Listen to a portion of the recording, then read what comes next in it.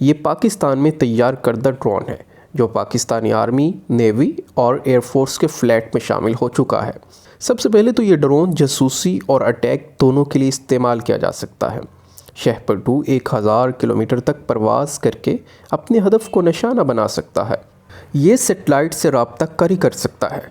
دن ہو یا رات، یہ کسی بھی وقت آپریشن میں کارآمد ہے، اور یہ اپنے ہدف کو لیزر بیم سے لاک کر کے اس کو میزائل کی مدد سے تباہ کر سکتا ہے۔ اس میں 2 طرح کے کیمرے ایڈجسٹ کیے گئے ہیں، جن میں سے ایک دن اور دوسرا رات کے وقت استعمال کیا جا سکتا ہے۔ رات کے وقت استعمال کیے جانے والا کیمرہ تھرمل سینسر کے ذریعے کام کرتا ہے، مطلب جو چیز بھی ہیٹ خارج کرے گی اسے یہ ڈیٹیکٹ کرنے کی صلاحیت رکھتی ہے۔ کوئی چھوٹے سے چھوٹا جانور یا کوئی وہیکل یا آٹو موبائل یا کوئی اور چیز جو ہیٹ خارج کرے گی وہ اس کی پہنچ میں ہوگی۔ یہ صرف تصاویر ہی نہیں بلکہ CCTV کیمرہ اور مائکرو فونز کے ذریعے ویڈیوز بنا کر اپنے ہینڈلر کو بھیجتا ہے۔ شہپر 2 کی حد رفتار 120 ناٹس ہے۔ یہاں آپ کو بتاتے چلیں کہ ناٹس سپیڈ کو ناپنے کا ایک یونٹ ہے۔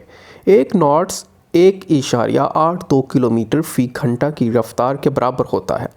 شہپر 2 کی حد رفتار 120 ناٹس ہے، مطلب کہ یہ ڈرون 220.2 کلومیٹر فی گھنٹہ کی رفتار سے موو کر سکتا ہے، جبکہ اس کی ٹیک آف سپیڈ 80 ناٹس سے لے کر 85 ناٹس تک ہے، یعنی کہ یہ تقریباً 120 سے 130 کلومیٹر فی گھنٹہ کی رفتار سے ٹیک آف کر سکتا ہے۔ اس کی کروز رفتار 80 سے 85 ناٹس ہوتی ہے۔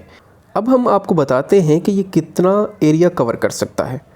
تو ناظرین، یہ ریڈیس جو کور کر سکتا ہے وہ تقریباً 1050 کلومیٹر ہے، اور ڈیٹا لنک رینج اس کی 300 کلومیٹر ہے، مطلب کہ 300 کلومیٹر دور بیٹھ کے اس کے ہینڈلر اس کو ہینڈل کر سکتے ہیں، یعنی کہ کسی جانی نقصان کا کوئی خدشہ نہیں، اور وسائل بھی کم استعمال ہوں گے۔